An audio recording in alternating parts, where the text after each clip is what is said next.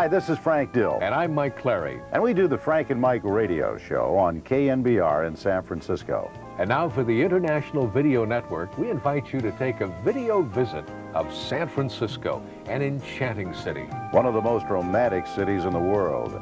Less than 50 square miles of actual area, yet larger than life. From sea level to hills pushing clouds about at 1,000 feet.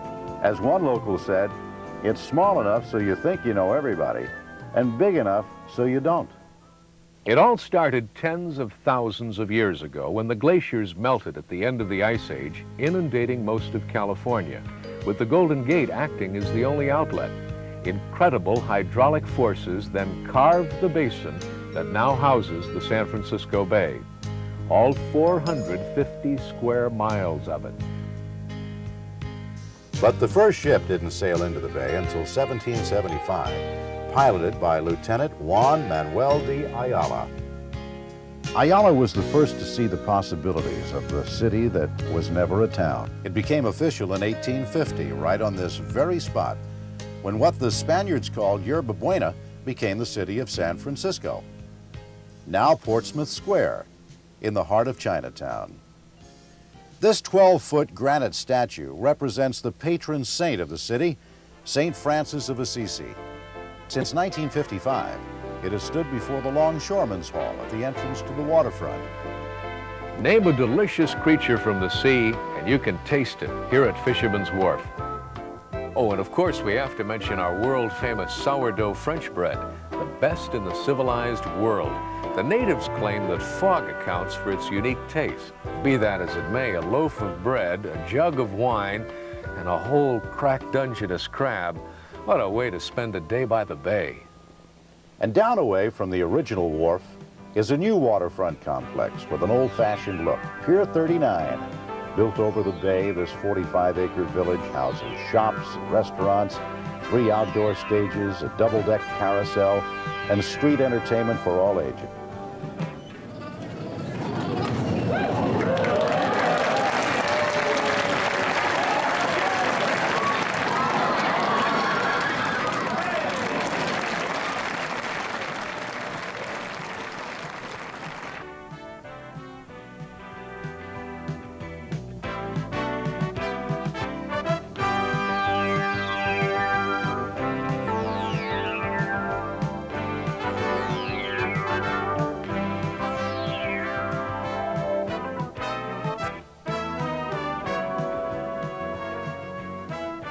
On a clear day, you can see Alcatraz, originally called Pelican Island. It was the imposing home of some of the most notorious criminals.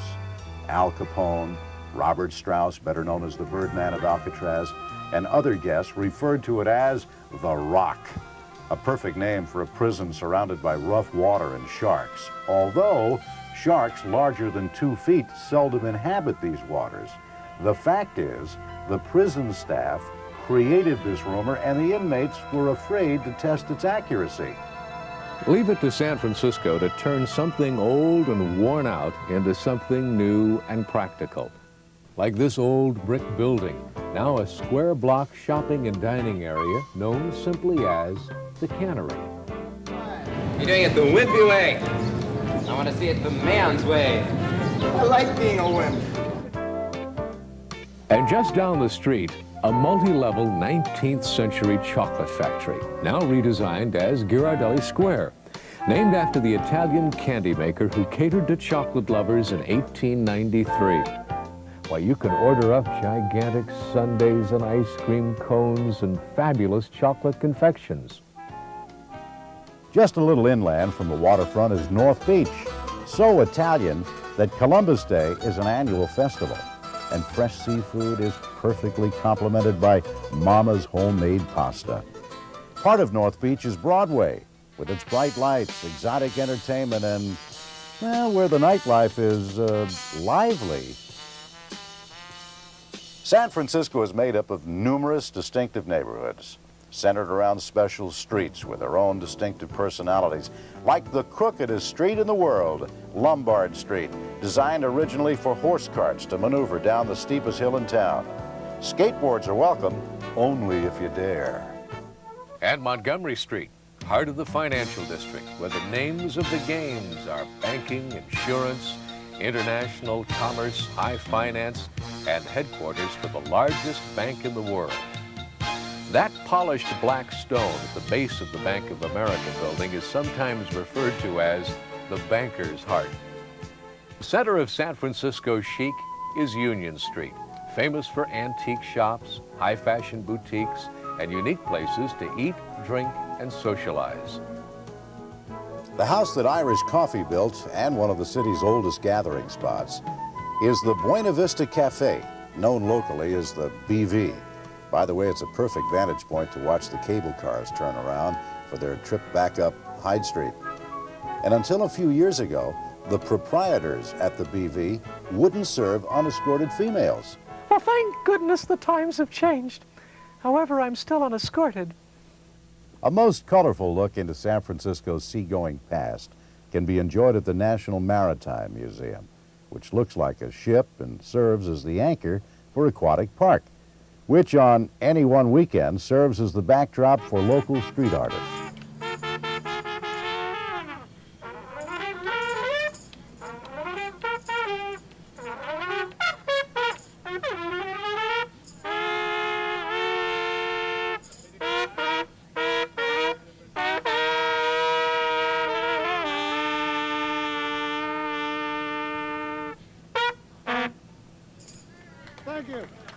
Some sail for fish, some sail for pleasure, and some just laze around the Marina Green and dream of the good ship anything.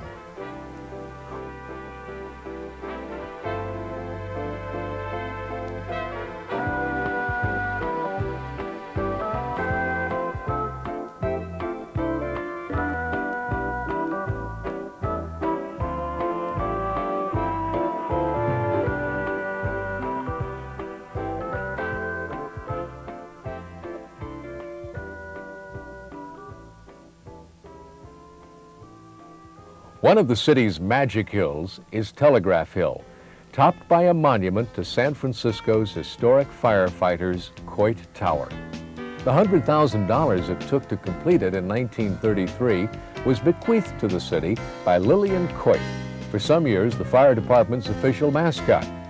And there's some speculation as to what the tower represents. Many believe it to be a giant fire nozzle. Sounds logical to me. Whatever, you may prefer to take the elevator to the top because the stairway is over 200 steps. Something old, the Ferry Building, a survivor of the earthquake and fire of 1906. Something new, the Moscone Convention Center, dedicated to San Francisco's late Mayor George Moscone. Something unusual. There are some 800 buildings over 7 stories tall in the city's ever-changing skyline. The Transamerica Pyramid, the tallest of them all at 853 feet, 212 feet, just for show. And here's the Hilton Tower, 509 feet. And all because Conrad Hilton wanted it to be 2 stories higher than these famous landmarks on Nob Hill. Now, this is a vintage building. Like fine wine, it gets better with age. The Flood Building, doing business since before the earthquake. And although the city is in some ways changing to ultra-modern, thankfully, some things stay the same. The Fairmont Hotel, synonymous with luxury. Built by the daughters of James G. Fair after his death, the Fairmont is the place to stay for excellent accommodations. The Fairmont is also the setting of ABC's television series, Hotel.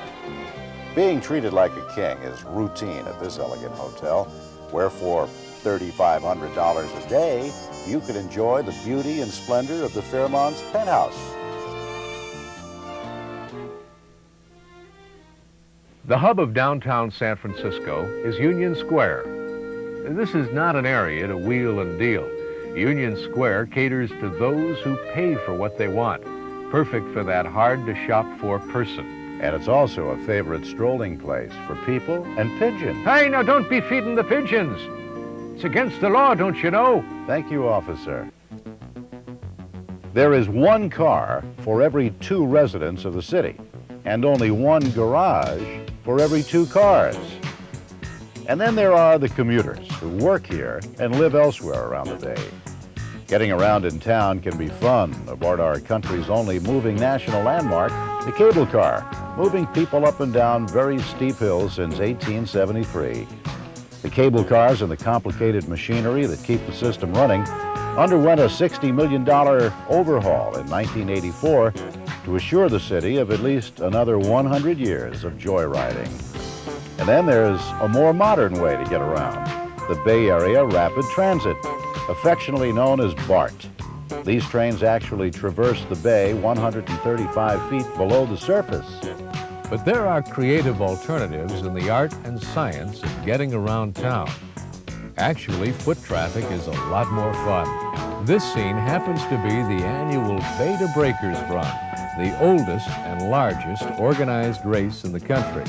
But win or lose, it's mainly just for the exercise and fun.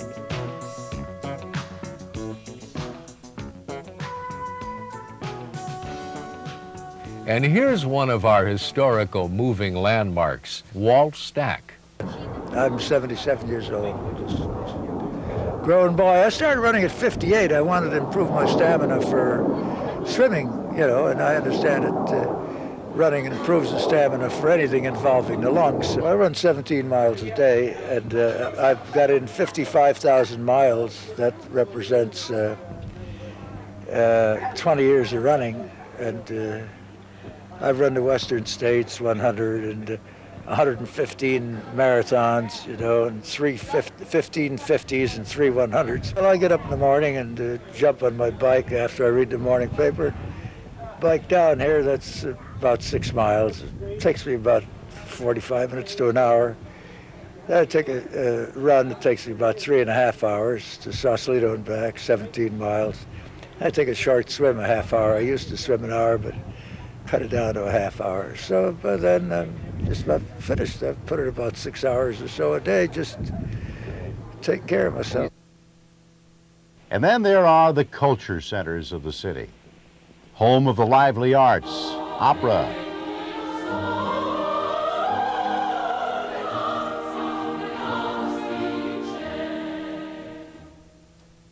symphony and ballet,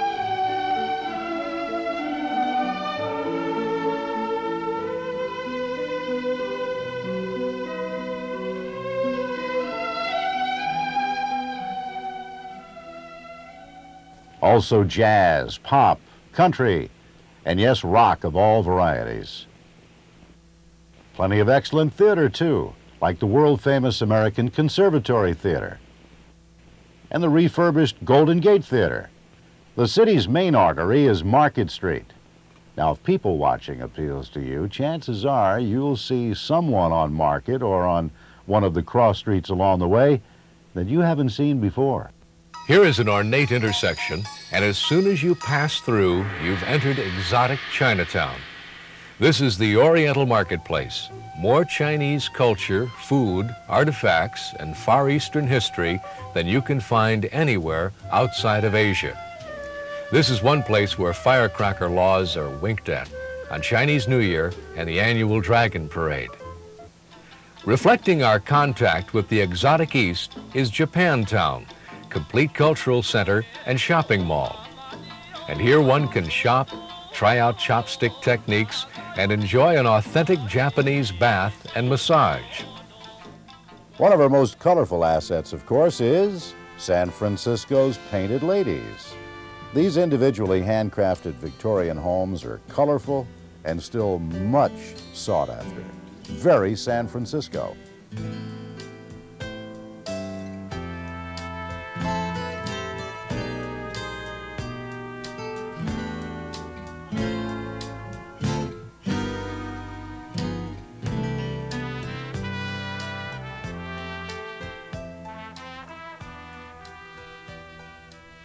This is the Castro Street area, center of San Francisco's much talked about gay lifestyle.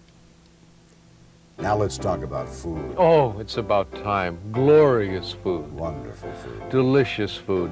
Do you know in San Francisco we have more than 4,000 restaurants, cooks, and master chefs who creatively serve food up in an array of culinary styles. Buffalo stew at Tommy's Joint. French food in delicate sauces at Ernie's. Fish and chips at the Edinburgh Castle. Mahi-mahi at Trader Vic's. Or just have a giant burger and fresh ground coffee at Enrico's Sidewalk Cafe. It's just one of those spots to sit, relax, and watch the world go by. The oldest structure in the city was founded by the Spanish fathers in 1776, Mission Dolores. Still an active parish, Mission Dolores has held services continuously for over 200 years. Perhaps the grandest view of the city is from Twin Peaks. And this is the view after April 18th, 1906, showing the aftermath of San Francisco's earthquake and fire.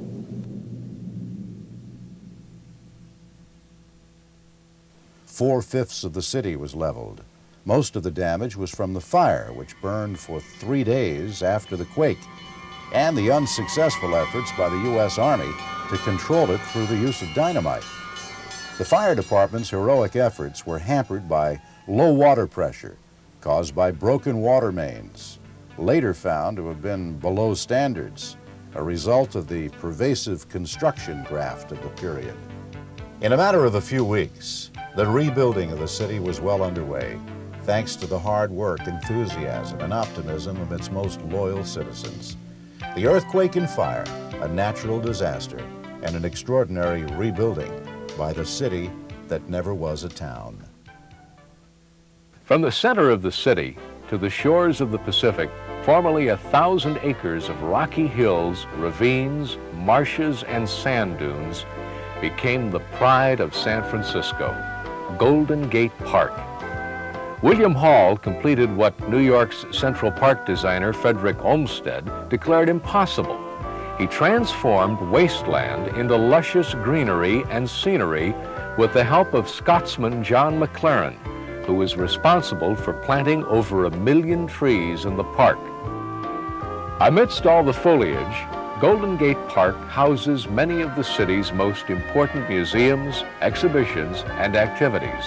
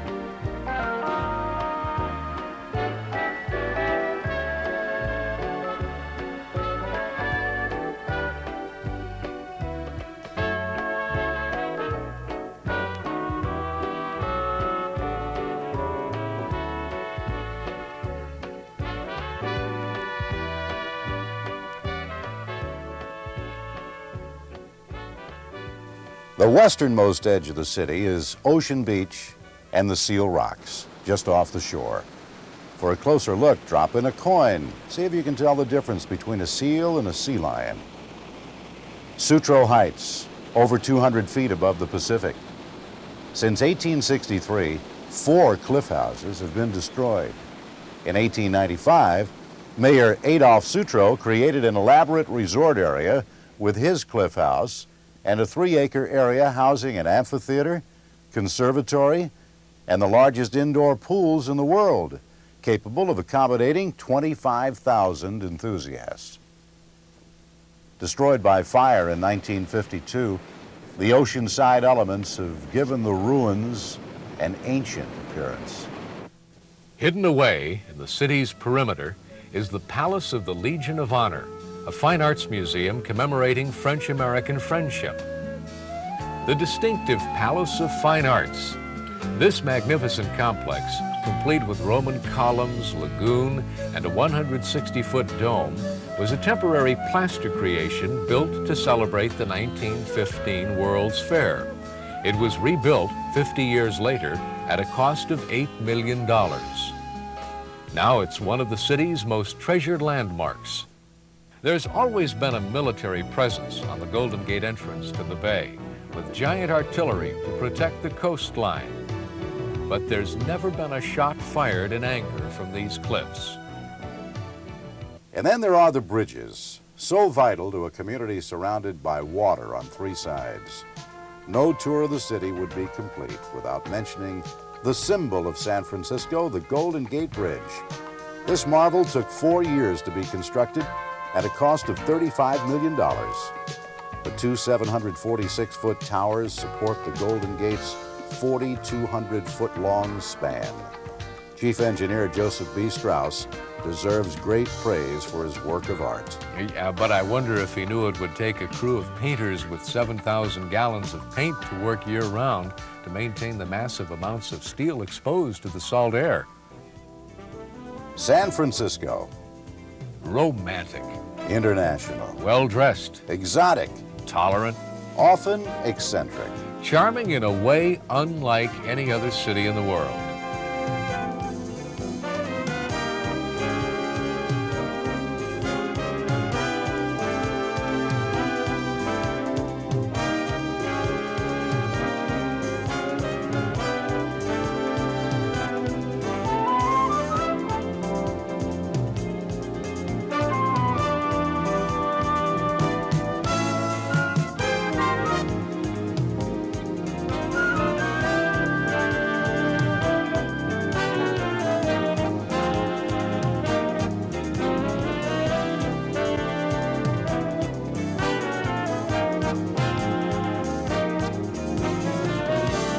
San Francisco, the enchanted city in the heart of the Golden State.